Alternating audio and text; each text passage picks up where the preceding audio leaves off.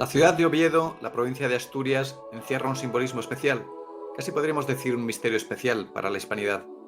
No en vano, desde nada menos que 1388, el heredero al trono de la corona de Castilla y después a la corona de España recibe el título de Príncipe de Asturias. Fue Juan I, rey de Castilla y León, perteneciente a la dinastía de los Trastámara, dinastía brillante que después nos daría tanto a Isabel como a Fernando, nuestros mejores reyes, quien creó este título para distinguir a su primogénito, el futuro Enrique III, de sus hermanos menores. Hablar de Asturias es inevitablemente hablar de historia, es hablar de reconquista, es hablar del origen de la hispanidad y por tanto es hablar de lo que somos hoy. Los asturianos acostumbran a hacer una gracia cuando rivalizan con españoles, con hispanos de otras provincias, para poner en relevancia su papel capital en la fundación de la comunidad de 600 millones de personas que hoy llamamos hispanidad. Dicen, Asturias es España y el resto es tierra conquistada. No les falta razón. Lo que sucedió en Asturias no deja de sorprendernos y casi escapa a nuestra comprensión. Fue una verdadera epopeya, un esfuerzo inimaginable de incontables generaciones que tenían un único objetivo: resistir, pervivir. La invasión musulmana del 711 acabó con el reino cristiano hispano-visigodo en un suspiro.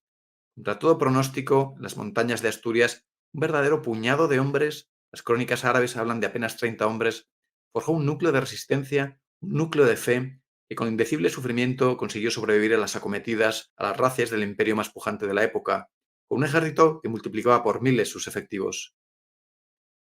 El Akhbar Mahmud, una crónica árabe anónima manuscrita datada de mediados del siglo XI, decía así: el emir conquistó todo el territorio del norte de la península, incluida Asturias, si se exceptúa la sierra, en la cual se había refugiado un caudillo llamado Pelayo, a quien los soldados del emir no dejaron de combatir y acosar, hasta el extremo de que muchos de ellos murieron de hambre, otros acabaron por prestar obediencia y fueron así disminuyendo hasta quedar reducidos a 30 hombres, que no tenían más de 10 mujeres, según se cuenta.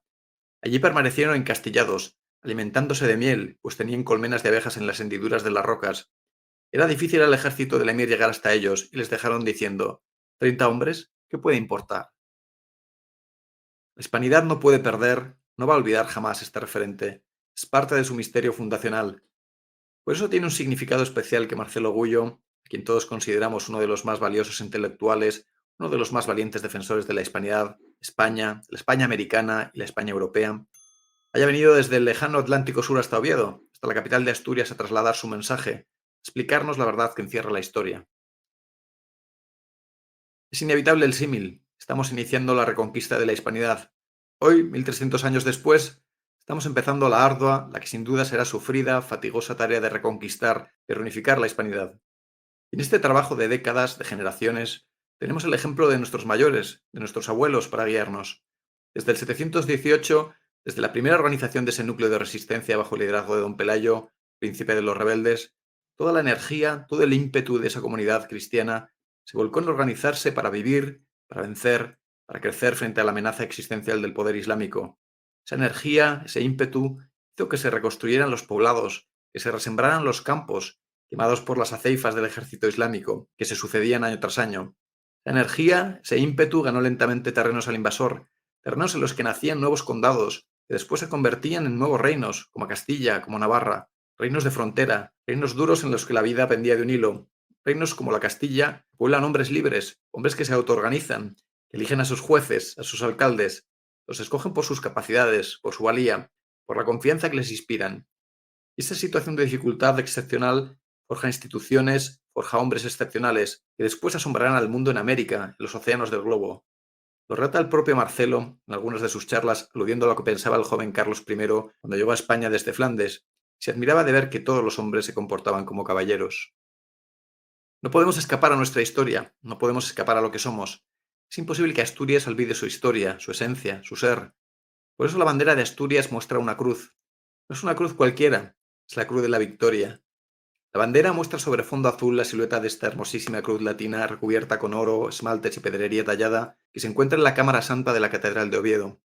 Alfonso III el Magno, rey de Asturias, la donó a la Catedral de San Salvador de Oviedo en el año 908, según consta en una inscripción colocada en el reverso de la cruz. La tradición dice que la cruz de madera que se encuentra en el interior fue la que el rey don Pelayo enarboló en la batalla de Covadonga en el año 722, batalla en la que las tropas asturianas derrotaron inesperadamente a las musulmanas. El reverso de la Cruz de la Victoria muestra otras inscripciones talladas que rezan: Quienquiera que pretendiera arrebatar este don nuestro, así perezca por el rayo divino. Por este signo es protegido el piadoso, por este signo es vencido el enemigo, la cruz de la victoria. Pero la Catedral de Oviedo custodia un objeto aún más excepcional que esta histórica cruz, un objeto que es todo un misterio en sí mismo, cuya presencia allí nos ayuda a entender nuestro origen, lo que somos. La Cámara Santa de la Catedral de Oviedo alberga el Santo Sudario de Cristo. Este sudario es un pañuelo rectangular de lino, como describen las escrituras, de unos 80 por 50 centímetros. En la tradición judía era habitual envolver la cabeza de los muertos con un pañuelo de estas características. El Evangelio de San Juan hace referencia a este objeto. El obispo Pelayo, en su obra Liber Testamentorum Ecclesiae Ovetensis, escrito hacia el año 1120, indica que durante el reinado del visigodo Sisebuto, una caja llena de reliquias fabricada por algunos discípulos de los apóstoles fue llevada a África y luego a Toledo, capital del reino visigodo, huyendo del avance del Islam. Allí habría permanecido hasta la invasión musulmana, tras lo cual fue llevada a Asturias. El sudario de Oviedo muestra grandes manchas de sangre humana. En 1989, el grupo del Centro Español de Sindonología realizó un análisis forense que demuestra que la persona a quien envolvió el sudario murió por un edema de pulmón y tenía señales punzantes en la zona de la frente. Hay restos de aloe y mirra en él. Además, en él se ha hallado polen de una planta, el Helichrysum, exclusiva de Oriente Próximo, que también se ha encontrado en la famosa Sábana Santa de Turín.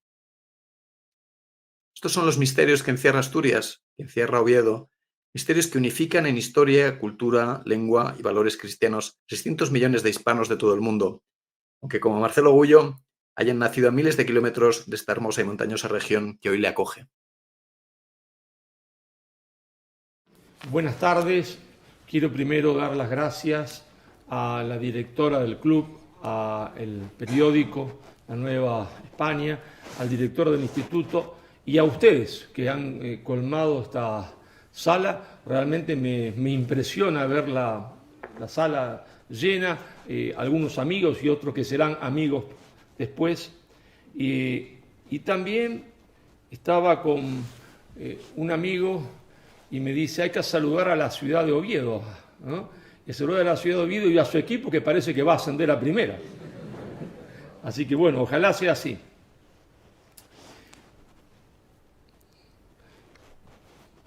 El último libro cierra una trilogía que comienza con Madre Patria, que tuve el honor de presentarlo en la Fundación Gustavo Bueno, que me abrió sus puertas cuando yo era un desconocido en España.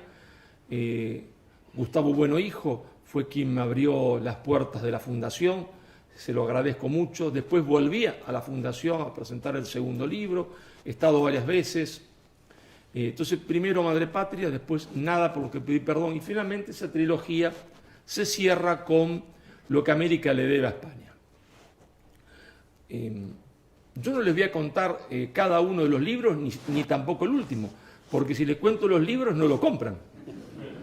Así me dijo una vez una señora, ustedes se ríen, pero yo estaba ahí y siempre veía que una señora venía a mis conferencias, la señora era una viejita, y me seguía por toda España, pero nunca se acercaba a que le firme ningún libro. Entonces un día, por curiosidad, yo le dije, señora, pero ¿usted por qué nunca se acerca a que le firme un libro? ¿Usted no compra mis libros? Profesor, me dijo, usted los explica tan bien que ¿para qué los voy a comprar? Y ahí entendí que no tenía que explicarlo todo. España fue juzgada por un tribunal arbitral y condenada, se entiende, por la eternidad a prisión perpetua. ¿Está apagado? No, acérquese un poquito. Bueno, ahí estamos. Le decía, España fue juzgada por un tribunal, ¿se escucha bien ahora? Y condenada a perpetuidad, ¿verdad? Por genocidio, por haber ido a América a robar y entonces para robar haber esclavizado, asesinado, violado y todo tipo de atrocidades que se pueda parecer. Les quiero aclarar que yo voy a asumir la defensa de España. Voy a asumir la defensa de España por la sencilla razón de que me indigna la mentira histórica, y porque la mentira histórica nos hace daño, pero daño político. Es decir, el origen de la mala política siempre es la falsa historia. Cuando se falsifica la historia es porque se quiere llegar a un determinado objetivo político. Vamos a volver sobre esto al final. Se le ha juzgado a España y condenado. No hay persona en el mundo que no hable mal de España y de la conquista española de América. Yo soy profesor y uno se encuentra con un profesor ruso y el profesor ruso le dice: ah, qué mala suerte tuvieron ustedes, fueron los españoles, los mataron a todos. Y a explicarle al ruso que no es así. Se encuentra con un profesor japonés y a explicarle al japonés que no es así. ¿Sí? La leyenda negra es hegemónica en todas partes del mundo. Donde uno vaya, creen eso. Si creen que España fue América, ¿cierto?, a robar, y para eso asesinó, mató y violó. Asesinó, dominó, esclavizó. Le decía: yo voy a asumir la defensa de España, pero el que habla no tiene una sola gota de sangre española. Yo no tengo sangre española. Mis 4 abuelos son italianos, aunque a mí me gusta creer, fantasear, que uno de ellos es de origen español, porque uno de ellos, su apellido es Castro Giovanni, quiere decir Juan Castro. Castro Giovanni, Juan Castro, al revés. Entonces me gusta fantasear que era un soldado español que fue con el gran capitán, vio unas hermosas napolitanas o sicilianas exuberantes, se enamoró a primera vista y se casó ahí, se quedó en España, y se quedó en esa España que era Sicilia y que era Nápoles, donde también había corrida de toros, que llevó a España. Es decir, yo no tengo sangre española, vengo de la Argentina, no tengo por qué defender a España si no fuese que España somos nosotros los argentinos somos España, y ustedes son España. En realidad todos somos España porque nosotros navegábamos en un gran transatlántico. Ese transatlántico se llamaba España. Se llamaba España. El transatlántico se hundió, mejor dicho, lo hundieron. Lo hundió, se entiende, el imperialismo inglés. Y lo hundió el imperialismo inglés, comenzando con la patraña, se entiende, de la leyenda negra. Y cuando comenzó a hundirse, entonces cada uno agarró un bote.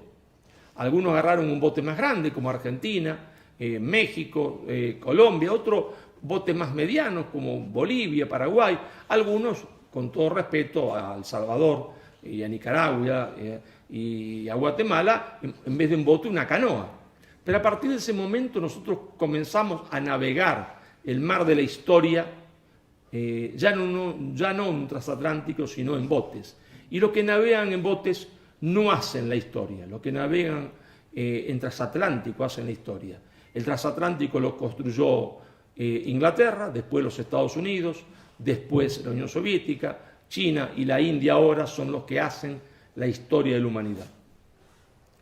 Nosotros, cuando hablamos de Hispanoamérica, no es que hablemos por nostalgia, ni que pensamos que se pueda hacer una reunificación política, que algún día podrá existir, quién sabe, sino que estamos hablando de recomponer un vínculo cultural, de reencontrarnos a nosotros mismos para saber qué es lo que somos. Es decir, que somos todos españoles, españoles de América y españoles peninsulares, porque había una España americana y una España peninsular, al punto tal que el primer panfleto que se hace para incitar la independencia le hace un jesuita arequipeño, Arequipa está al sur de Lima, en el Perú, que lo tituló Carta a los Españoles Americanos. Carta a los Españoles Americanos. Es decir, que aquel mismo que estaba motivando la independencia decía: españoles somos todos. Porque la realidad, la independencia en un comienzo fue una guerra civil. Fue una guerra civil. Pero decía, bueno, España fue condenada. Y entonces, hace un par de semanas, se me ocurrió la siguiente imagen, ¿no? Me acordé de una película norteamericana.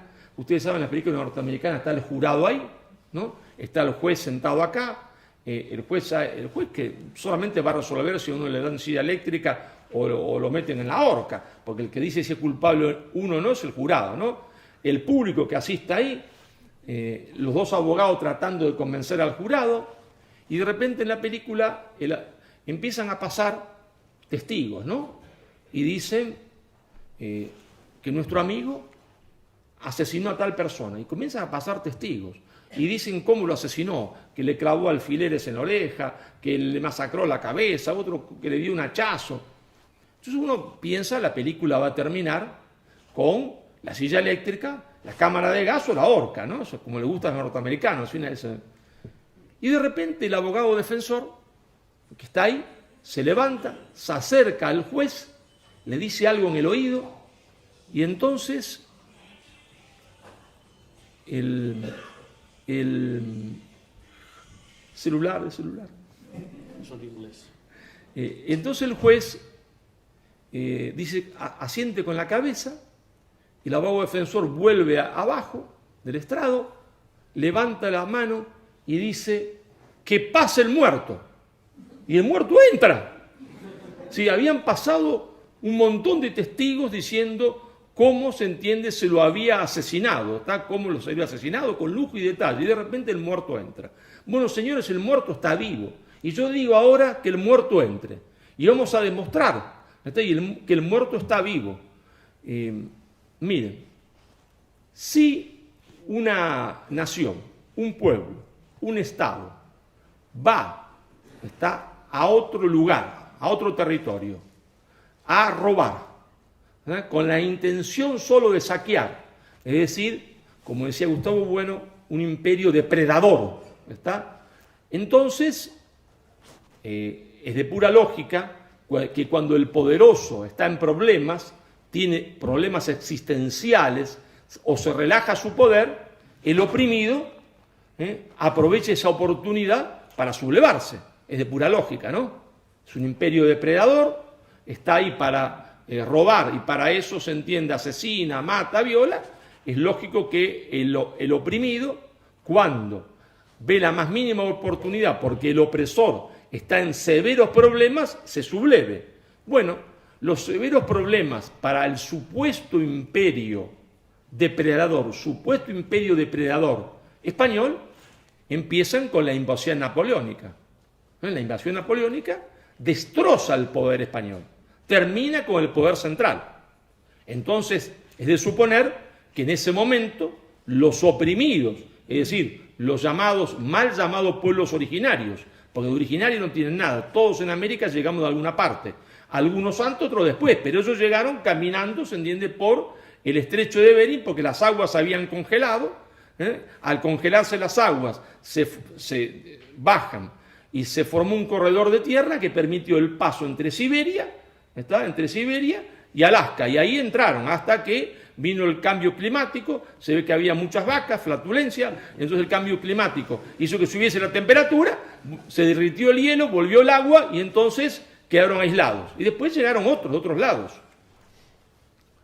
Es natural que los pueblos originarios, los indios, aprovechasen ese momento de enorme debilidad peninsular, invadida por Napoleón, sin poder central, con el rey que se había escapado, o preso, como se lo quiera decir, o semipreso, para aprovechar y tirar a la borda al invasor español, ¿no es cierto? Bien. Señores, estamos próximos a festejar, conmemorar, maldecir, lo que ustedes quieran, me da igual. Eso es un adjetivo. Lo objetivo que en la batalla de Ayacucho, que pone fin a la guerra civil en América del Sur, en la batalla de Ayacucho, dicen los textos escolares que uno puede leer desde cuarto grado en adelante, había dos ejércitos, el llamado ejército realista y el llamado ejército independentista. Es bien curioso que en los dos ejércitos había españoles peninsulares, en los dos. En los dos ejércitos había criollos, en los dos.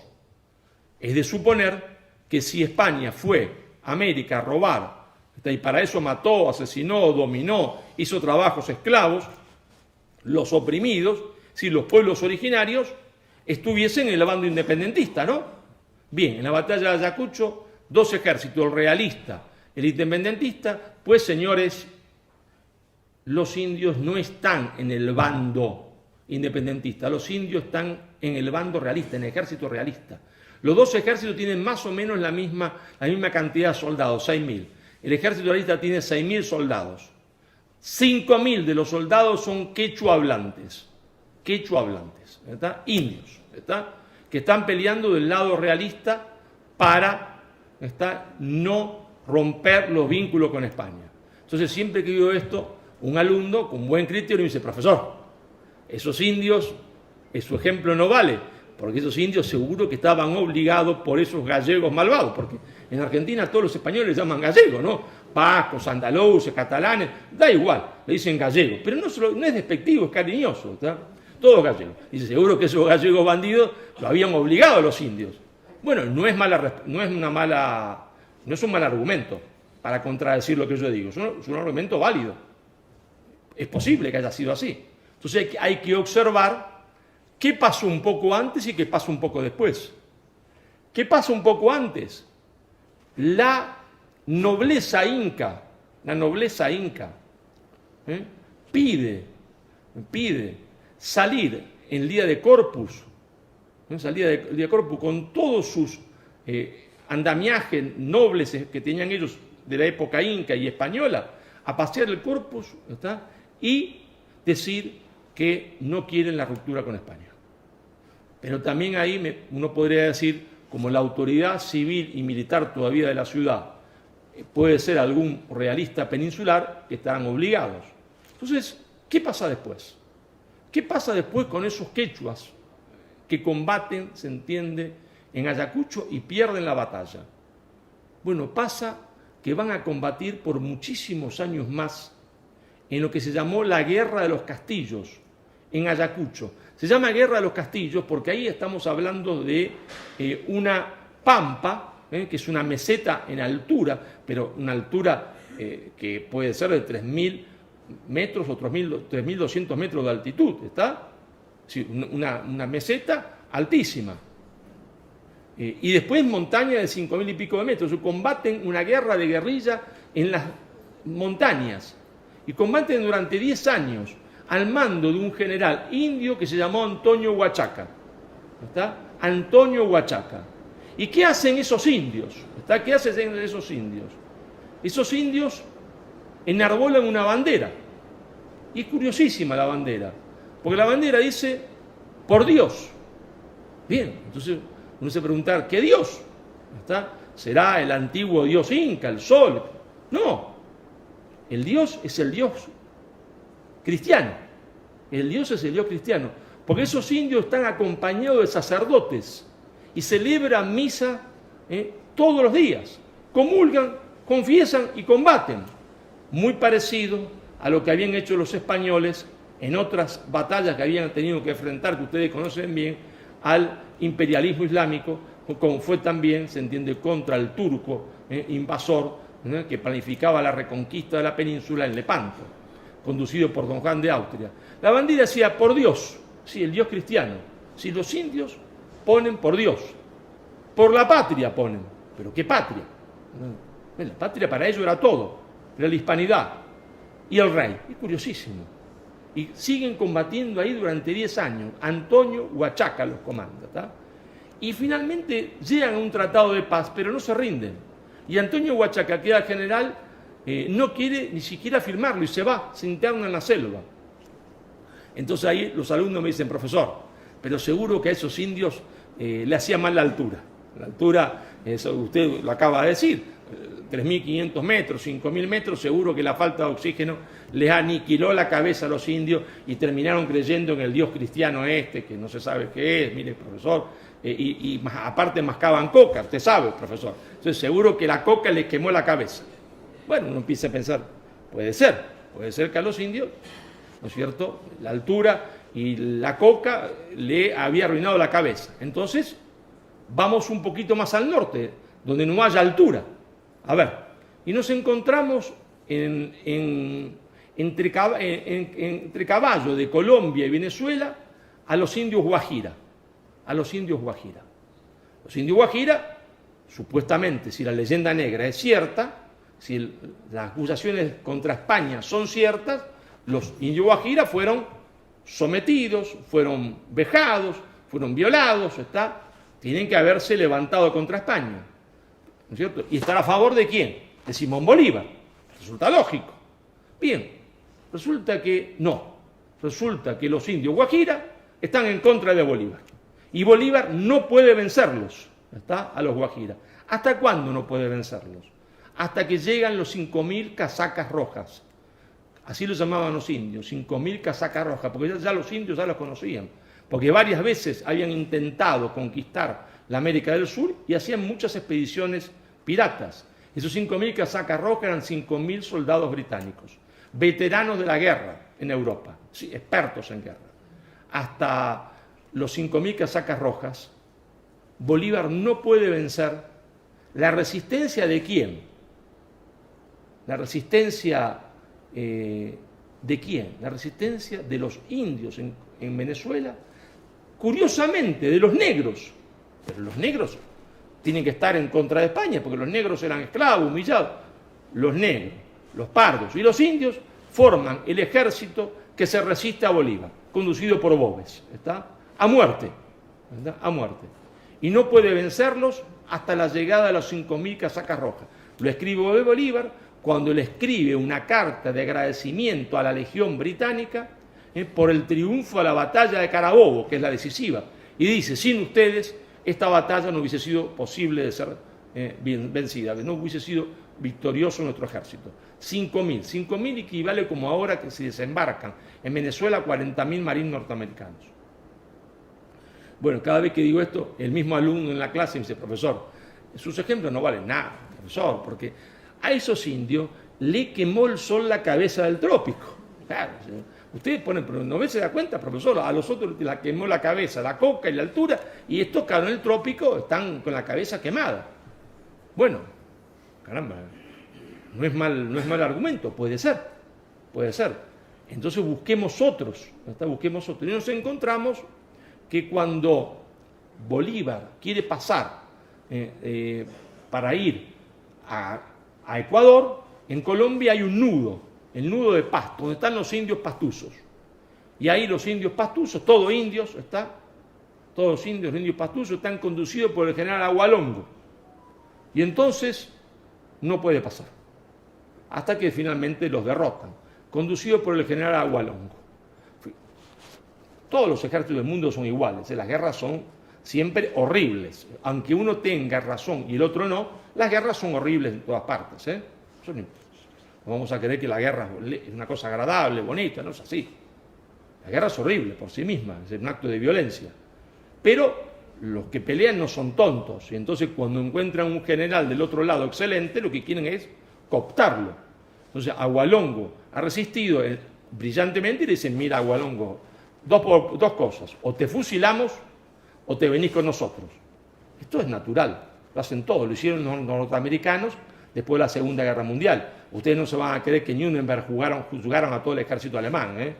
La gran cantidad de los generales alemanes se pasaron a la OTAN, a lo que después va a ser la OTAN, y el primer general de la OTAN fue un alemán, nazi hasta los tuétanos. ¿Está? Eso es lógico. Entonces le dicen a Agualongo, pasate del lado nuestro, lógico. ¿Y Agualongo qué responde? Agualongo dice, 1 y 1000 veces volvería a morir por Dios, la patria y el rey. Es curiosísimo. Lo mismo que Antonio Huachaca. Bueno, me dice el alumno, profesor, pero usted es un tramposo, me dice, porque ahí también en Pasto hay altura.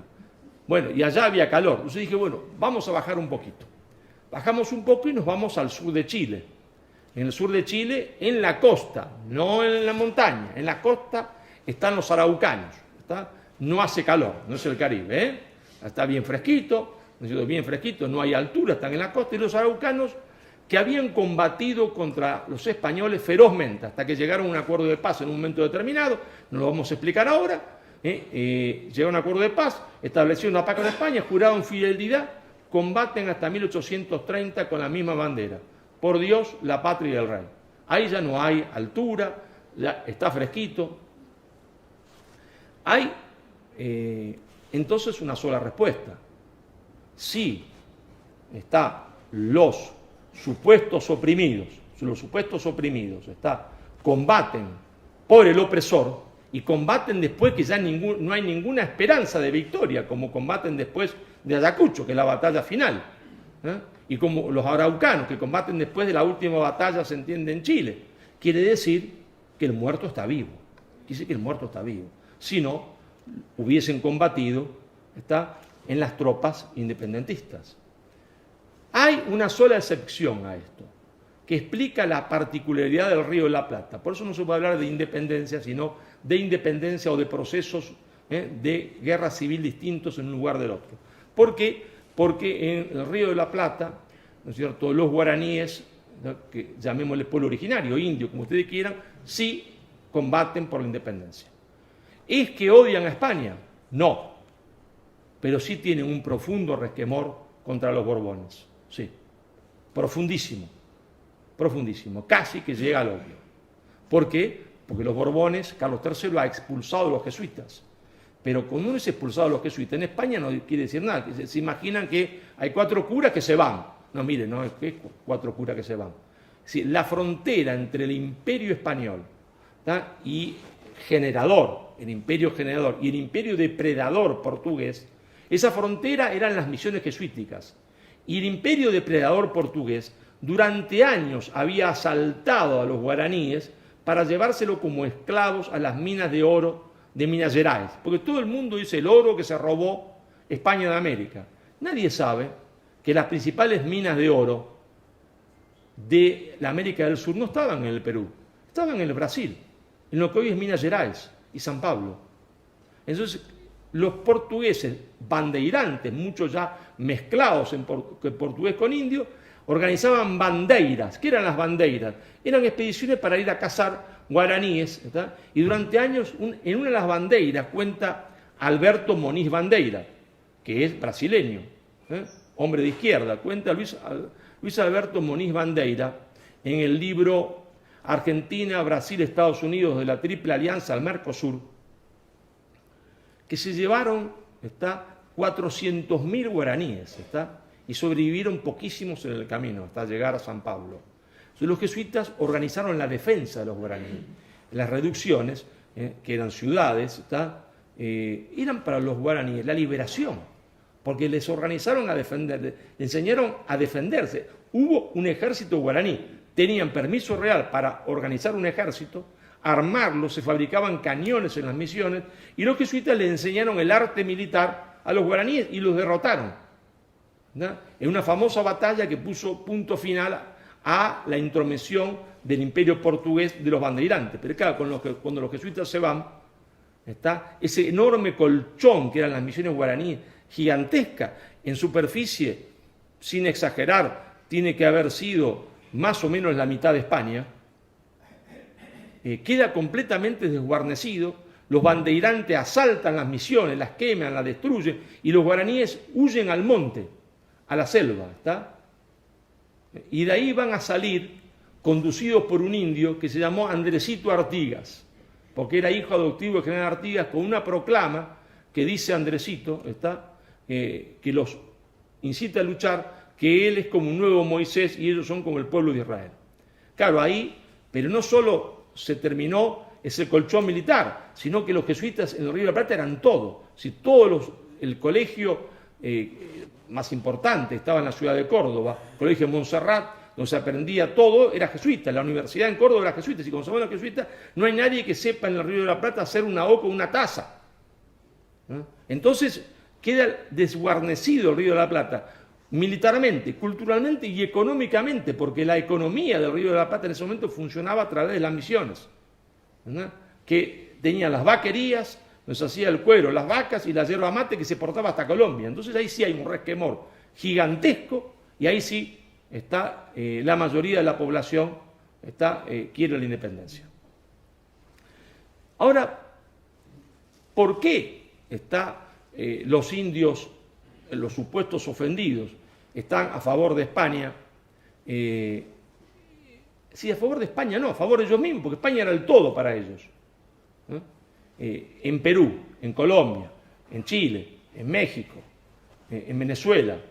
Bueno, muy sencillo, porque los indios conocían la verdadera historia. Los indios sabían cuál era la verdadera historia. Los indios sabían que, como todo enfrentamiento militar, Un enfrentamiento militar, una guerra, una escaramuza, siempre es un acto de violencia. Y los actos de violencia son actos donde el hombre enfrenta a otro hombre y son terribles. ¿Está?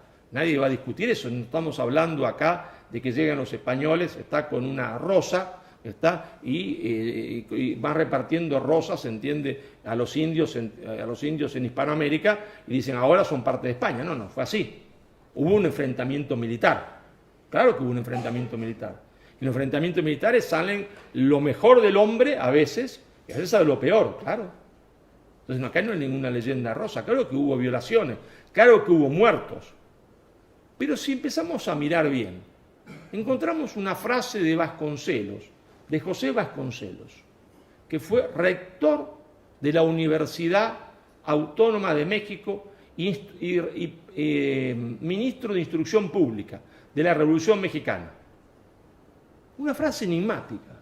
Dice Vasconcelos, la conquista la hicieron los indios, la independencia los españoles. Ah, curioso. ¿Cómo es eso? La conquista la hicieron los indios. Claro, porque cuando llega Cortés, es imposible imaginar que Cortés, pongamos 1000 hombres, tenía menos, pero le doy margen, 1000 hombres, tenía mucho menos, 600 y pico. Puede derrotar a un ejército de 200.000 hombres, que era el azteca. Bueno, digamos que menos, 100.000 tenía, 100.000. Menos, 50.000, contra 1000. Un ejército que conoce el terreno, que ha conquistado a los otros pueblos, ¿sí? Que ha ya combatido. Pero escúcheme, por más tecnología de punta que tuvo el ejército norteamericano en Afganistán, tuvo que salir huyendo de Afganistán, ¿no? Claro, porque es dificilísimo conquistar un territorio hostil. ¿Los españoles tenían GPS? No tenían GPS. Información satelital. Cortés no sabe dónde bajó, no tiene la más mínima idea.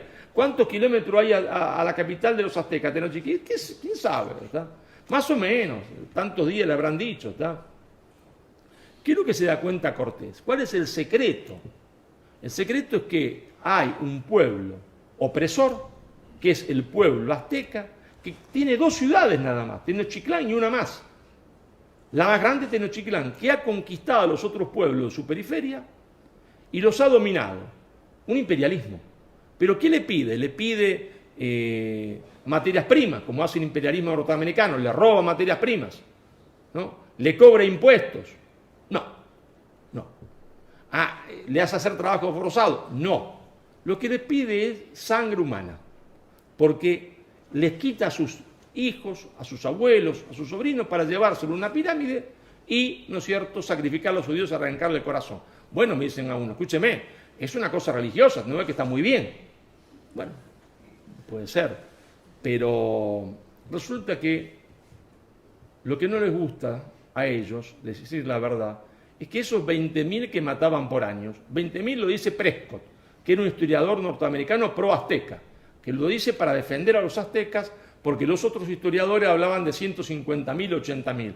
Y él dice, bueno, yo no voy a decir que mienten, mis cifras son 20.000. Es decir, él baja la cifra. ¿Está? 20.000. 20.000 es una barbaridad. Si imaginamos que había 4 millones de personas en lo que hoy es Mesoamérica, 20.000 personas por año mataban. ¿Y qué hacían?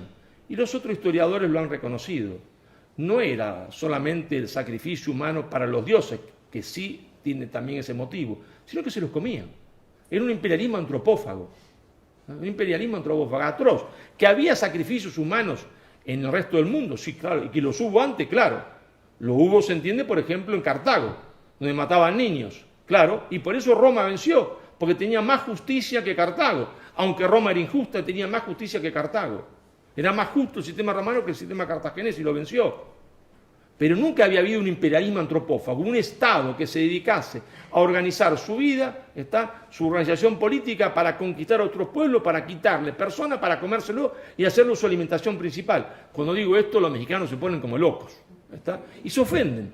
Pero yo no tengo la culpa, porque se ofenden inútilmente, porque si ellos en un momento pensasen, un poquito nada más pensasen, y fuesen capaces de salir del prejuicio y de la ira, se darían cuenta que los aztecas eran no más del 10% de la población de México, quiere decir que el 90% no son aztecas, son los que los aztecas se comían. Entonces lo más probable es que aquel que se enoja conmigo cuando digo esto siendo mexicano, descienda de aquellos que los aztecas se comían. ¿Está? Es lo más probable, es decir, es bien difícil. De cada 100, 90 de los que me están escuchando, si me escucha uno en México, son de los que los aztecas se comían. Tienen que estar felices, se entiende, de haber derrotado a los aztecas. Claro, pero a ellos se le ha tergiversado la historia, se creen que aztecas eran todos, y entonces es difícil decir, si uno ha asumido el mito de que uno es azteca, el mito de que uno es náhuatl, reconocer que el abuelo se comía a los chicos, ¿no? Y se comía, eso sí, como decía el nieto de Montezuma, bueno, pero mi padre solo comía el muslo. Ah, caramba, qué buena defensa esa, no sé, no, solo el muslo, claro, porque las tripas y todo eso se la daban al populacho, ¿está? Bueno, qué generoso era tu papá, qué generoso. Entonces lo que hace Cortés es una cosa muy sencilla. Lo que hace Cortés, podemos tener la evaluación moral que se quiera de Cortés, eso no tiene nada que ver. Lo que hace Cortés es proponerle un proyecto más justo. Es decir, vamos a marchar contra Tenochtitlán para terminar con el imperialismo antropófago de los aztecas. Después voy a mandar yo, dice Cortés. Está claro, ¿no? Pues soy el jefe. Pero si ustedes se ponen en la piel de aquel abuelo que le han comido al nieto, del padre que le han comido a la hija, del hermano al que le han comido el hermano, es un buen negocio el que propone Cortés. Va a mandar Cortés, pero termina con la infamia del imperialismo antropófago. Y marcharon todos. Cortés juntó un ejército de 300.000 hombres. ¿Está? Entonces, el ejército de 300.000 hombres, 300.000 indios, derrota al ejército azteca. Ese es todo el chiste. No hay ninguna otra. Y los indios en México lo saben. ¿Verdad? Los indios lo sabían. Pero sabían también después los aztecas, es decir, el pueblo opresor y el pueblo oprimido. Y digo y recalco esto porque hay toda una corriente neomarxista, se entiende, indigenista en América Latina, que dice ser marxista y de marxista no tiene nada, porque si son marxistas tendrían que estar del lado de los oprimidos, no del lado del opresor. Y resulta que los oprimidos eran los pueblos que los aztecas se comían, y el pueblo opresor eran los aztecas, ¿no? Más claro que ante un gallo. ¿Qué es lo que saben ambos? Que, naturalmente, si ustedes son los nahual, los totonecas, y yo soy Cortés, ¿está? Ustedes me acompañan a mí a la conquista de Tenochtitlán. ¿Y qué quieren hacer cuando llegan a Tenochtitlán? Comerse a los aztecas. Quieren asesinarlos, es decir, quieren derrotarlos, asesinarlos, torturarlos, quieren vengarse. Porque el hombre cuando se desata la guerra es así. ¿No? Quieren vengarse de los tipos que le hicieron daño. Y Cortés les para la mano. Dice, no, acá hay una nueva historia. Acá no, ahora no va a ser que ustedes se van a comer a los aztecas. ¿No? Esto no. ¿Por qué? Porque Cortés dice, mire, les traemos un nuevo Dios. Capaz que ese Dios no será muy bueno, pero tiene una pequeña diferencia. No le exige a ustedes que maten 20.000 personas por año, que todos los días se sacrificaban personas en Tenochtitlán. Se sacrificaban porque decían que si no se sacrificaban personas, el dios Sol no iba a tener sangre suficiente y fuerza suficiente para vencer a la luna y no iba a volver a aparecer. No hace falta, dice, hace falta con ir a una misa, que el domingo ustedes van a ver eso, una misa, y ahí hay uno que se sacrificó por todos ustedes, así que ya está, suficiente. Bueno, es mucho mejor, ¿no? Supongamos que los católicos mienten, aunque mientan, es mucho mejor. Está ir a una misa donde supuestamente uno se come a Cristo, está, que matar todos los días 1.000, 2.000, 3.000 personas para ofrecerle la sangre a Dios. Hemos avanzado éticamente, y hemos avanzado que no se me come nadie que está a mi costado. No tengo ni que matar ni temor a ser comido. Pero lo cierto es que si España fue a robar, a matar, a asesinar, ¿para qué corno inmediatamente cuando termina la conquista, al otro día ya está fundando hospitales? Pero hospitales ¿para quién si españoles no hay? Para indios. Y colegios primarios, se llamaríamos hoy. ¿Para quién? Para españoles si no hay, para indios. Colegios que eran trilingües. Se hablaba y aprendía a escribir en español, en latín y en nahuatl. Y lo mismo pasaba en el Perú. En español, en latín y en quechua. ¿Y por qué en latín? Porque era la lengua de la ciencia en ese momento. Entonces se lo habilitaba a ese muchacho a que aprenda la lengua de la ciencia. Y salía trilingüe. Cualquiera que está acá, que es padre de familia o abuelo, sabe lo que cuesta mandar a un muchacho a un colegio bilingüe. y sabe que un colegio trilingüe cuesta mucho más caro. Bueno, eso lo hizo España, era gratuito. Y ahí está la prueba, por ejemplo, Garcilaso de la Vega. Garcilaso de la Vega, mamá quechua, ¿se entiende? Y papá soldado español que hablaba y escribía perfectamente el español, hablaba y escribía latín y hablaba y escribía quechua. Tan perfectamente hablaba y escribía, ¿se entiende? El español que nosotros celebramos el Día del Escritor por 3 hombres. Shakespeare, no hace falta decir quién es, ¿no es cierto? Cervantes y Garcilaso de la Vega. ¿La verdad? Y Garcilaso de la Vega. 2 son hispanos, 1 anglosajón, 2 hispanos. Nadie toma cuenta de eso, ¿eh? Entonces los indios saben que se hicieron los colegios, que se hicieron los hospitales que eran gratuitos. Yo me hice siempre un alumno y profesor, pero en esos hospitales seguro que se morían todos. Bueno, puede ser. En los hospitales también se muere gente ahora, hijo. ¿Qué quiere que en los hospitales se muere gente? Pero resulta que sus hospitales eran mejores que los hospitales de acá. ¿Por qué? Porque combinaban las hierbas autóctonas de América con las hierbas europeas. Y fueron los hospitales españoles los primeros que llevaron un registro de cuántas personas entraban y cuántas salían caminando o de forma horizontal. Recién acontece eso en Suiza, que le gusta la Suiza alemana. Los alemanes les gustan mucho los números. En 1890, o 1880, la primera vez que en Europa hay un registro, un hospital, que dice cuántas personas entra, cuántas se cura y cuántas se mueren. Eso se hacía en América. Hay registro en todos estos hospitales. Y resulta que cuando uno ve los registros, resulta que no eran tan malos esos hospitales.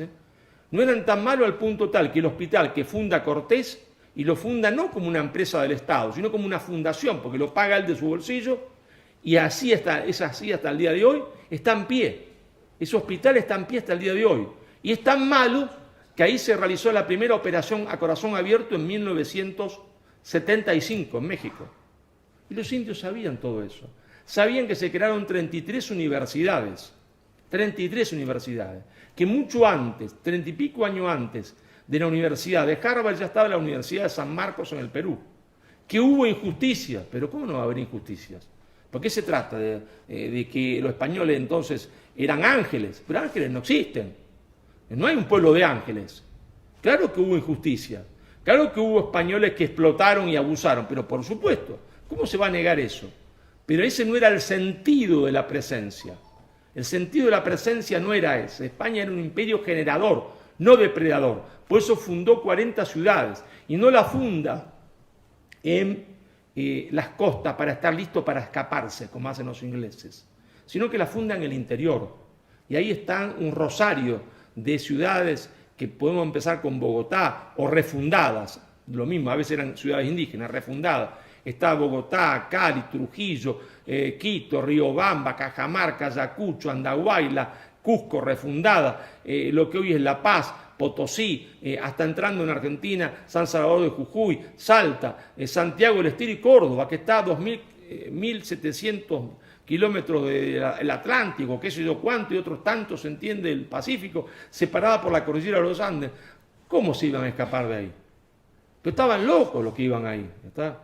Hay oro, se entiende, en la provincia de Córdoba, pero no hay nada, salvo indios comechingones, con los cuales tenían que pelear, no había nada. ¿Qué corno hacen ahí? ¿Qué se iban a llevar del Río de la Plata? Si el Río de la Plata, hoy la Argentina, que es un país con riqueza natural, en ese momento la riqueza natural de la Argentina no existía. ¿Qué se iban a llevar? Nada, absolutamente nada. Los indios saben que ellos ahora podían escribir en quechua o en nahual, porque esos hombrecitos pequeños, como fueron sanfranciscanos, dominicos, jesuitas, semidescalzos algunos, les hicieron una gramática, se entiende, en quechua y en nahual, 15 o 20 años antes que existiese una gramática en inglés o en alemán. Si yo voy ahí a robar, matar y asesinar, y quiero que otro se olvide de su memoria, España no, España le hace una gramática para que conserven su lengua, ¿está? No quiere que se borrar su lengua, no, entonces le hace la gramática, ahí están las pruebas. No, el muerto está vivo, pero está vivo porque si mañana con mis amigos, mis queridos amigos de Oviedo, nos vamos a tomar una cervecita a Boston, en una tarde de verano, muy linda, o nos vamos, se entiende, si no a Georgetown, al lado del río, donde está la Universidad de Georgetown, nos pedimos una cervecita, una clara, no vamos a ver pasar ningún mestizo anglosajón con iroquí o los indios que estaban ahí, porque los mataron a todos. La política de Inglaterra fue el mejor indio es el indio muerto. El mejor indio es el indio muerto. Si ven pasar un mestizo, será un mestizo nuestro, hispanoamericano. ¿Dónde hay indios en Estados Unidos? En la parte se entiende que fue española y después mexicana. Ahí hay indios que los mandaron a las reservas. Ahí está siempre contando nuestro querido amigo Alfonso Borrego, ¿no es cierto? Descendiente del Chiricahua Apache, Jerónimo, ¿está? Jerónimo. Lo vemos, entiéndase, los más jóvenes no, pero nosotros que estamos un poquito más edad lo veíamos en las películas norteamericanas, ¿no? Ahí está Jerónimo, salvaje Jerónimo, terriblemente salvaje. Resulta que Jerónimo, ¿por qué se llama Jerónimo? Porque estaba bautizado por San Jerónimo, estaba bautizado. Y llevaba colgado, se entiende, un rosario. Capaz que no creía mucho, no importa, eso lo sabrá él y Dios, yo qué sé. ¿Verdad? Pero ese Jerónimo hablaba español. Sus memorias las dictó en español. Jerónimo, el salvaje Jerónimo. Y cuando hace en la película, que les aconsejo que vayan a ver, la película de mi gran amigo José Luis López Linares, Hispanoamérica, cuando hace Alfonso y dice, venía la caballería norteamericana, ¿no? ¿Qué era? Avisando que mataban bisontes, no, iban a matar indios.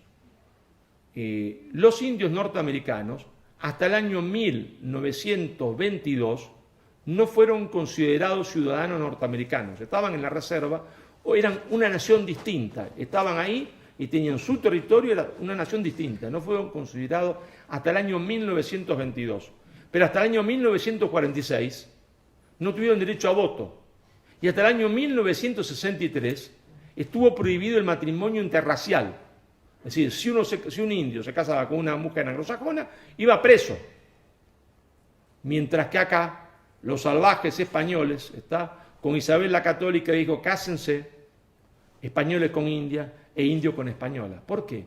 Porque Isabel sabía que cuando dos pueblos se mezclan, si cuando se mezclan se va a criar al hijo como un hijo propio y querido, entonces ya no hay más imperialismo, no hay más imperio depredador, sino que generador, porque los dos pueblos hacen uno. Y ahí está Garcilaso de la Vega, y ahí está el hijo de Cortés. Los dos vinieron a España. ¿A luchar contra quién? A luchar contra el imperialismo islámico. Porque se produce la última rebelión musulmana en Granada, y todos saben que de tener éxito está lista la cabecera de playa para una nueva invasión musulmana, esta vez conducida por el imperio turco. Y ahí están los dos peleando contra el invasor musulmán. Los dos se consideran parte de una misma patria. ¿Y dónde pide ser enterrado Garcilaso? En la Catedral Mezquita de Córdoba. Entonces ahora dicen que no devuelvan la mezquita. Pero escúchenme, la mezquita está construida, ustedes la construyeron derribando una iglesia católica. Entonces, ¿de qué me está hablando? Ustedes invadieron y construyeron ahí sobre una iglesia católica. Y si yo tengo que devolverle en todo caso la mezquita, devuélveme usted Santa Sofía, ¿no? Bueno, claro. Pero España se ha vuelto un país de locos, yo lamento decírselo, se ha vuelto un país de locos. ¿Pero esto por qué? Porque esto que estoy haciendo yo ahora, esta descripción demostrando que el muerto está vivo, es decir, defendiendo a España, sí la defiendo, ¿y qué? Entonces usted es un fascista.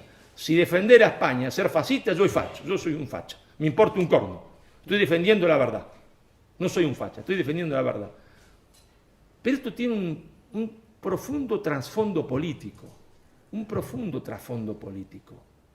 porque hoy se intenta destruir a España. Es decir, cuando tenemos un ministro de Incultura, que dice que hay que descolonizar los museos españoles, no se confundan. No, la gente dice que es ignorante, no es ningún ignorante, no lo son tampoco los que mandan sobre él, de ninguna manera. No puede decir eso, es un error garrafal. Ellos saben perfectamente todo. Lo que pasa que hoy lo que se está intentando es desconstruir España. desconstruir España. Para ellos están y niegan y hablan, se entiende, del supuesto genocidio en América y de las violaciones, de que hay que pedir perdón, porque ellos odian la conquista española de América, en realidad, como decía Vasconcelos, fue liberación, porque en el fondo odian la reconquista.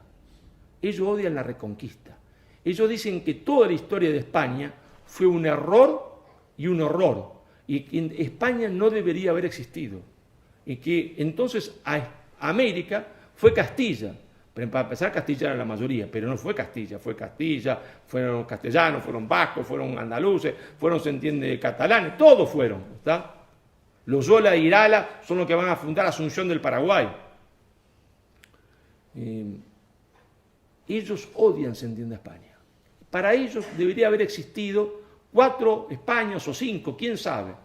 Está una España andaluza, una república gallega, una vasca, una catalana, qué sé yo, ahí está. En Andalucía que festejan el Día de la Bandera. ¿Por qué vamos a festejar el Día de la Bandera hecha por un loco? La verdad, pero acá nadie quiere decir las cosas como son. Ese hombre estaba loco. Que era una bandera musulmana, que dice, se entiende, y se convirtió en Islam y quería que eso vuelva a ser al Andaluz. Y ahora se entiende, se festeja la bandera andaluza, se entiende que en el fondo festejar, se entiende que tiene que Andalucía separarse de España, pero ¿en qué cabeza cabe? Lo que me acaba de contar nuestro amigo que lo dijo acá, un loco poniendo, se entiende, Asturias no es España, ¿verdad? Cuando antes ustedes decían Asturias es España y lo demás tierra reconquistada, es una locura absoluta, como la que yo escuché hoy cuando llegué acá en el tren. Escucho, van anunciando las distintas estaciones, ¿no? Yo venía a esos trenes que les llamamos en Argentina lechero, que paran por todos lados. Escucho que vamos a llegar a Oviedo y después dicen otra palabra. Digo, ¿qué le pasa? ¿Está borracho el que grabó esto? Yo le pregunto a usted, ¿qué dijo este tipo? La grabación, claro, ¿no? ¿Cómo dice? Dijo Oviedo en asturiano. ¿Cómo Oviedo en asturiano? Ustedes me están bromando, es una joda esto. ¿Qué es esto? ¿Está? Sí. Ustedes no se dan cuenta, se está destruyendo España. Pero para eso se ha iniciado el trabajo primero histórico. Histórico, ¿por qué? Porque si yo estoy en Cataluña y soy un niño de 6 años, estoy en Galicia y soy un niño de 6 años, estoy en cualquier parte, y se dice que Castilla fue América, pues ellos en Castilla, ¿no? Siempre hay, en Andalucía, en los progresistas, eso que bueno llamaba la izquierda indefinida, yo les llamaría hasta degenerada. Que Castilla fue a asesinar, a robar y matar, y que después fue a Cataluña, a robar, matar, asesinar, a dominar. Por eso dicen que en el imaginario loco de los catalanes que han enloquecido, dicen que en el cerco, se entiende, en el sitio de Barcelona, estaban los castellanos afuera y los catalanes adentro, ¿no? Me escuchan, había catalanes adentro y afuera. Claro, pero ellos no. Entonces, si uno dice que todo lo que hizo Castilla es un monstruo, y le enseño de los 6 años que todo eso es un monstruo, y le enseño a hablar otra lengua distinta, que está muy bien ser bilingüe, ¿cómo va a estar mal? Está perfecto tener la lengua del corazón. Yo vengo, se entiende, de Italia, donde mi familia del norte habló siempre lombardo, era la lengua de su corazón, que no tiene nada de malo. Lo que tiene de malo es que cuando se enseña la lengua del corazón, para invalidar la lengua del conjunto, la que une a todo, la lengua franca, y se enseña el odio. Cuando yo le enseño ese odio a los niños, entonces los niños dicen, yo no quiero pertenecer a un ente malvado como fue Castilla. Estoy preparando, se entiende, la disgregación territorial, estoy preparando la segregación, estoy preparando la fragmentación territorial. Esa es la verdad. Por eso la importancia, se entiende, de la historia, por eso es importante que compren mis libros, claro, me tengo que hacer un poco de propaganda, ¿no? Así que vayan y cómprenlo. Siempre cuento la misma historia, ya algunos están cansados de escucharla. Llego a casa y mi hija, cuando cuente esto, me va a decir, papá, mirá, le digo, hija, ¿cómo te fue? ¿Cómo fue? Había gente de pie, le digo, en la sala, grandísima, no sé, gigantesca, gente de pie. Y seguramente me aplaudirán ustedes, eso espero. Y entonces mi hija me abraza, me besa, papá, sos un genio, sos lo más. ¿verdad? Y entonces yo me emociono. Y el mayor me dice, viejo, allá viejo es cariñoso, ¿eh? Viejo, ¿cuántos libros vendimos? 3 hijos. Dice, sos un fracaso. No alcanza ni para el chorizo del domingo en la parrilla. Bueno, pero no ese es el caso. El caso es que el origen de la mala política es la falsa historia. El muerto está vivo. No hay nada, se entiende, por lo que pedí perdón. No porque no se haya pecado, momentito. Porque España cuando peca, peca en grande. ¿Está? Y comete errores, lo comete en grande. Sino porque ese no fue el sentido, y esa no fue la intención, y el resultado final no fue, se entiende, negativo, sino que fue extremadamente positivo, más allá de cualquier injusticia que se cometió, indudablemente, como en todo proceso histórico. Entonces son ustedes, los españoles peninsulares, ustedes los españoles peninsulares, los que se tienen que poner de pie y decir basta, basta de la mentira de denigrar a España, basta de trabajar para destruir a España, basta, de una vez y para siempre. Porque aparte, esto se vuelve una necesidad, se va a volver una necesidad. No es una necesidad ahora, no. No es una necesidad recuperar el sentido de la hispanidad. Y nadie habla de sueño trasnochado, de reconstruir imperio, no, esas estupideces, no. Pero dentro de algunos años va a haber una necesidad política. Una necesidad política porque aquellos que hundieron el transatlántico, que fue el mundo anglosajón, están en profunda decadencia. Y lo peor que le puede pasar al mundo hispano es que su decadencia nos arrastra a nosotros.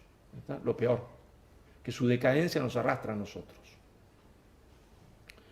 Y porque, debo decirlo, es políticamente incorrecto, pero es la verdad.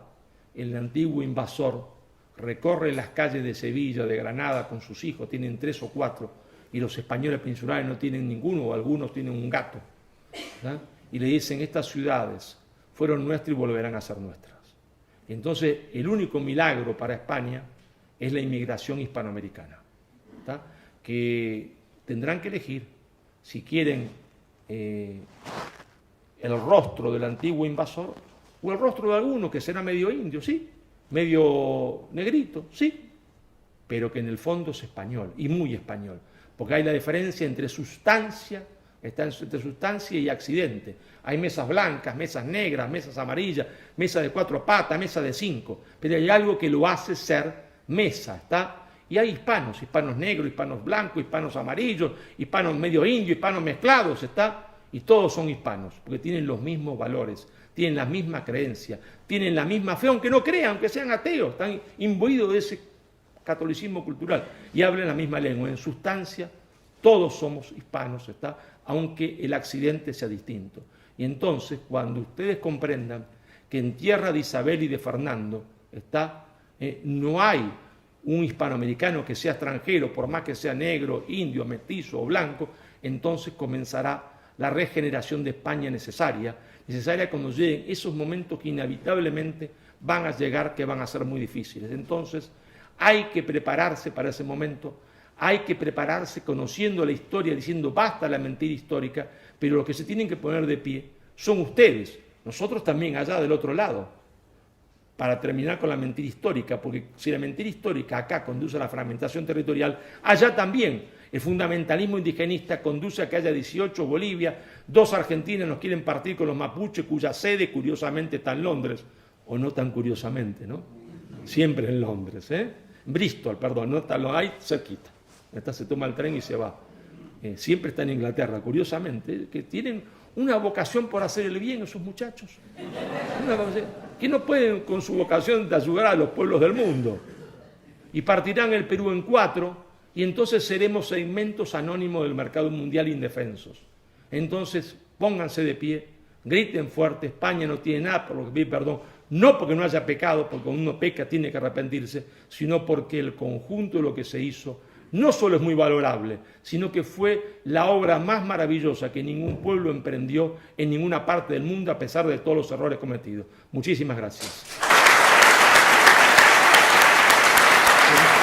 Sí.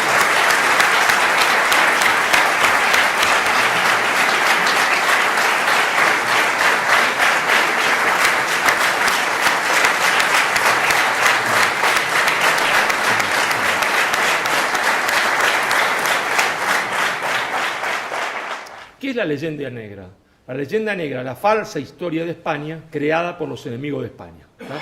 En realidad comenzó en Italia, le hicieron mis familiares. ¿Verdad? Comenzó en Italia, pero no tenía contenido político en Italia. En Italia eran mis familiares allá, que ellos habían sido Roma. Y de repente ellos que habían sido Roma, resulta que una provincia está haciendo la historia del mundo. Entonces estaban enojados como si alguien llega a un pueblo chiquitito y se roba a la más linda de todo y se casa con ella y se la lleva. Estaban celosos los italianos. Ahí no tiene contenido político. Empieza a tener contenido político cuando la toman los protestantes luteranos en Alemania.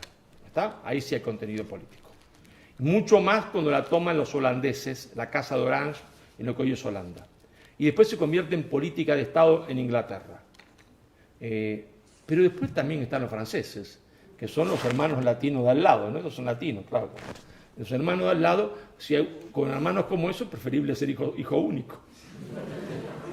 Y los franceses, ha caído el Imperio Español, se han creado las repúblicas, y las repúblicas se han convertido en realidad en semicolonias de Inglaterra, esa es la verdad.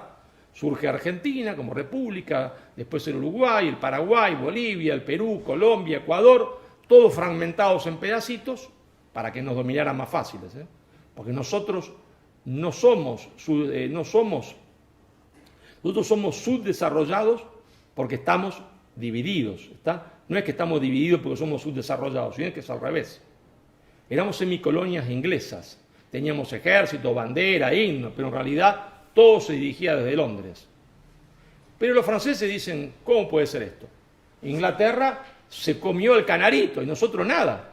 Nosotros no tenemos nada. Entonces ahí, en la época de Napoleón, no el grande, sino el sobrino del Segundo Imperio, ¿no es cierto?, viene el tema de la guerra civil en los Estados Unidos, la posibilidad de Francia de quedarse con México, y si lo primero que tenemos que hacer es una operación para cambiarle el nombre, el apellido, porque si yo a alguien que se llama González le digo que se llama Smith, el tipo ya ha perdido la memoria y cree que se llama Smith, no sabe reconocer quién son sus familiares, ¿no? Entonces los franceses van a inventar el término Latinoamérica. Cada vez que digo esto aparece un, se entiende, latinoamericano que dice mentira, porque lo inventó Torres Caicedo, que era colombiano, y es verdad. El término Latinoamérica lo inventa Torres Caicedo, colombiano. Pero Torres Caicedo lo inventa en una revista francesa y estaba pagado por los franceses. Es una operatoria francesa para cambiarnos, entiende, el apellido, para hacernos olvidar nuestro apellido. No nos llamamos más González, ahora nos llamamos, entiende, Richelieu, ¿no? Y claro, no funcionó mucho. Aunque a las élites locales les encantaba, las élites argentinas eran anglófilas económicamente y culturalmente francófonas y les encantaba ir a París, a la intelectualidad, a la clase política, a la oligarquía argentina, tener una casa en París. Y entonces no funcionaba mucho, va funcionando, pero cuando termina la Segunda Guerra Mundial, los norteamericanos dicen, esto que hicieron los franceses está bien, hay que hacerle cambiar a estos hombres de apellido. Y entonces empiezan a inventar las cátedras de estudio latinoamericano, máster en estudio latinoamericano, y crean la CEPAL, la Comisión Económica para América Latina. Y ahí los supuestamente izquierdistas, antiimperialistas de todo se entiende Hispanoamérica, que muchas veces, pobrecitos, eran antiimperialistas solo de nombre, golosos se lanzan sobre ese nombre y lo hacen propio. ¿Está? El nombre que era un nombre imperialista, un nombre creado por el imperialismo francés y después por el imperialismo norteamericano. Y así estamos hasta el día de hoy. Eso es una maniobra para a una persona que se llama González decirle que se llama Richelieu, para hacerlo olvidar de dónde viene, cuáles son sus orígenes. Y funciona perfectamente en toda la progresía, en toda esa izquierda indefinida, en toda esa izquierda cipaya, que creyendo ser imperialista no son más que caniches del imperialismo anglosajón. ¿No es cierto? Es una excelente pregunta, que podría ser contestada de dos maneras, ¿no es cierto? Si vamos a un tema teórico-político o a un tema práctico. Voy a preferir contestarla desde el punto de vista práctico primero. Citando a un hombre que no es que yo aprecie, pero que tenía su pragmatismo, que fue Deng Xiaoping, el chino Deng Xiaoping, el que conduce las reformas en China después de Mao. Decía, no me importa qué color tenga el gato, basta que caza ratones. Los años han pasado y supongamos que la afirmación suya es exactamente correcta. Igual está acá lo que nosotros necesitamos, crear una masa crítica enorme y gigante de autorreconocimiento. Y en eso tienen que entrar aquellos que son católicos y aquellos que no son católicos. Aquellos que son católicos culturales y aquellos que tienen fe. Es decir, hay que englobarlos a todos. Hay que englobarlos a todos. Sería un suicidio político en un momento de extrema debilidad donde el enemigo tiene la ofensiva sobre nosotros estamos a la defensiva, provocar divisiones internas. Entonces, nadie que haya hecho política va a hacer eso conscientemente, porque hay que, en este momento, el movimiento afianzarlo lo más ampliamente posible. Quizás esa heterodoxia, usted dirá, al final resulta debilidad. Bueno, es probable, pero en este momento no se podría hacer otra cosa desde el punto de vista práctico-político. Práctico-político no se podría hacer otra cosa. Ahora, desde el punto de vista filosófico o teórico-político, que tampoco voy a escabullirme, es cierto, ¿no es cierto? Es cierto que España es atacada y tiene leyenda negra, fundamentalmente porque España fue católica. Es decir, porque España lleva el catolicismo. Gran parte de la leyenda negra, en realidad, aunque la Iglesia hoy no lo sepa, y aunque la Iglesia hoy fomente movimientos indigenistas, esa es la verdad, hoy es así. La Iglesia hoy fomenta a los enemigos de la hispanidad, no dándose cuenta que el indigenismo y la leyenda negra son un tiro sobre elevación al catolicismo. Parece que no se dan cuenta en Roma. En Sevilla, en Córdoba, en Santiago del Estero, en Argentina, en Lima, en Bogotá, parece que los curas no se dan cuenta y los obispos tampoco. Entonces, hoy uno de los principales problemas que tenemos es que la Iglesia Católica no podríamos decir eso, muchos miembros de la Iglesia Católica, para corregirme, en los cuales incluimos a gran parte de los obispos, son indigenistas o son proclives al indigenismo o le hacen un guiño al indigenismo, o están totalmente confundidos. Fui a Cartagena de India, hablé con el sacerdote ahí de una principal iglesia de Cartagena, y el hombre no entendía nada. No se daba cuenta que en realidad la leyenda negra era un ataque a él, es decir, a su negocio. Supongamos que Dios no existe y la iglesia es una mentira, puede ser, todo en teoría puede ser. Bueno, pues escúcheme, no se da cuenta que le están afectando su negocio. Es suyo el negocio, le están haciendo un ataque a su negocio. Entonces, hoy si bien es cierto, yo lo he dicho, que la hispanidad en ese momento histórico fue la catolicidad hecha carne, la catolicidad hecha carne, es decir, hecha pueblo, que es lo que se llamó la hispanidad. ¿Por qué? Bueno, le voy a robar, si alguno se quiere ir porque le estoy alargando mucho, yo no me ofendo, Bueno, pero existió en un momento determinado, ¿no es cierto?, la cristiandad occidental y la cristiandad oriental. La cristiandad occidental y oriental. Quiere decir que cristiandad era sustantivo, occidental era adjetivo, ¿no? Y oriental era adjetivo. Cuando se produce la ruptura con el mundo protestante, ellos se quedan con lo adjetivo, pero pierden el sustantivo. No importa si era cierto o no, si se lograba o no, pero la cristiandad, en teoría por lo menos, buscaba, se entiende, el bien, ¿qué bien? El bien común. La verdad, se entiende, y la belleza, aunque no lo lograse, no importa eso. ¿Y qué dice Lutero? No, el hombre se salva por la fe. Entonces, si le clavo un alfiler a la abuela, no pasa nada, no pasa nada. Si tiene fe, te va al cielo. Parece loco, pero es así. Después viene Calvino. Calvino es ya un poquito más inteligente. Está más formado, era francés, racionalista. Y dice, le preguntan a Calvino, ¿qué pasa, se entiende, qué pasa con Dios y la teoría de la salvación? Dice Calvino, Dios no ha venido a salvar a todos. Dios ha venido a salvar a unos pocos. ¿Cómo unos pocos? Sí, a algunos, unos elegidos, no a todos los hombres. ¿Y cómo podemos saber quién son esos elegidos? Él está enseñando en Ginebra, donde tiene como un centro de formación, como un seminario. Y ahí hay escoceses, hay ingleses, hay franceses. Dice, porque la riqueza es un signo de predestinación. Y ahí lanza el grito enriqueceos. Entonces, si el hombre se salva por la fe y La riqueza de un signo de predestinación, yo puedo ser el dueño de una fábrica, exploto a 100.000 personas y no pasa nada. No pasa nada, pues te va al cielo. ¿Está? Ese es el origen de la gran injusticia social que después va a venir con la revolución industrial. No pasa nada, está muy bien. Es decir, es la justificación de la injusticia. Pero los que estaban ahí se van muchos a Inglaterra y dicen, le agregan algo más. Y dicen, sí, Dios no ha venido a salvar a todos los hombres, tampoco ha venido a salvar a todas las naciones, sino alguna. ¿A quién? A nosotros, los ingleses, que somos un nuevo pueblo elegido por Dios. Yo lo cuento en el libro Nada por lo que pedir perdón. Y entonces Inglaterra se lanza al mundo, está a conquistar a otros pueblos y a explotarlo, porque si los exploto y me enriquezco es el signo evidente que soy la nación elegida por Dios. Y ahí Occidente se transforma en imperialismo. Cuando se termina de derrotar a la hispanidad, queda Inglaterra y Occidente es sinónimo de imperialismo. Y eso es lo que no se entiende en España. Cuando hay se entiende católicos anglosajones o favorable al mundo anglosajón. El mundo anglosajón es esencialmente explotador de otros pueblos. Entonces, nosotros fuimos esa catolicidad que queda. Eso fuimos nosotros.